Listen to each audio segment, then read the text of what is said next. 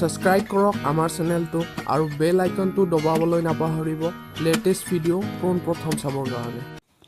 ও জানৈ ও নাচনীকে নিনো গলৈ ও নাচনী গৈছিলে মাছেনো মাৰিবলৈ ও বিলতে গধূলি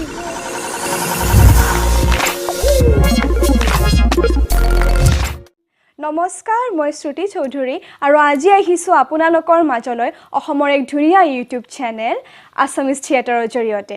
ভিডিঅ'টি ষ্টাৰ্ট হোৱাৰ আগতে আপোনালোকে এই চেনেলটো ছাবস্ক্ৰাইব কৰক, লাইক কৰক, কমেণ্ট কৰক আৰু ছাবস্ক্ৰাইব কৰি উঠি কাষত থকা বেল আইকনটো টিপিবলৈ নাপাহৰিব।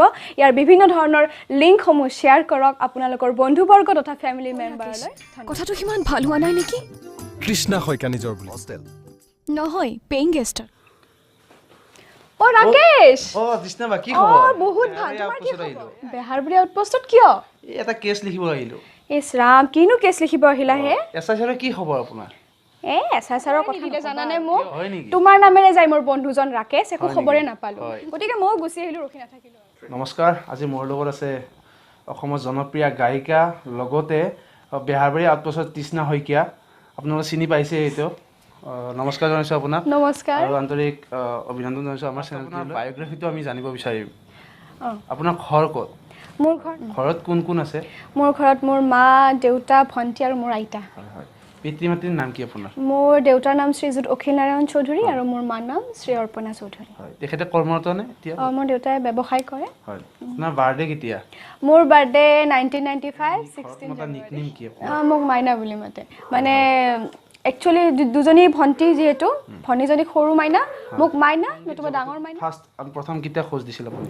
সংগীত জগতত মই তেতিয়া হয়তো মোৰ 3-4 বছৰ বয়স আছিলে যেতিয়া মই ভৰি দিছিলোঁ আৰু সেনেকৈ আজিলৈকে চলি আছোঁ আৰু গান গাই আছোঁ। প্ৰিয় ঠাই বুলি ক'লে নলবাৰীৰ প্ৰিয় ঠাই বুলি ক'লে আপোনাৰ কি প্ৰিয় একদম? আৰু মোৰ ঘৰখন, হয় নেকি? মই ইয়াতে মই শান্তি পাওঁ। হয়, হয়। মানে বাহিৰৰ পৰা যিবিলাক এংজাইটি থাকে, টেনশ্যন থাকে, চববিলাক নোহোৱা হৈ যায়। গতিকে মই মোৰ ঘৰখনেই ভাল পাওঁ।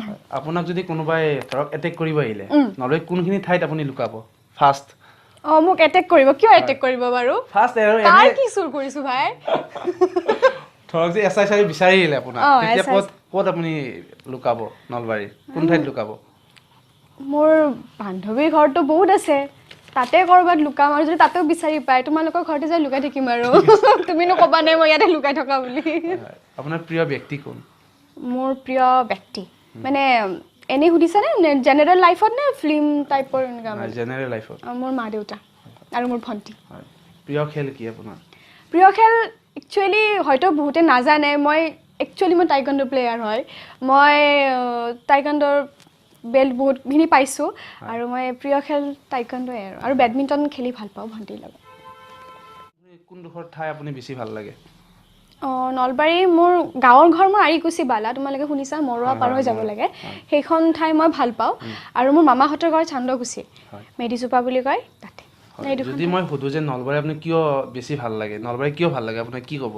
চাবা, গোটেইখিনি ফেমিলি মেম্বাৰ মোৰ নলবাৰীতে আছে। গতিকে মোৰ বন্ধু বান্ধৱীৰ পৰা আদি কৰি মোৰ মাৰ মামাহঁতৰ ঘৰখন, মাৰ দেউতাৰ গাঁৱৰ ঘৰখন, গোটেইখিনি নলবাৰীতে আছে যিহেতু।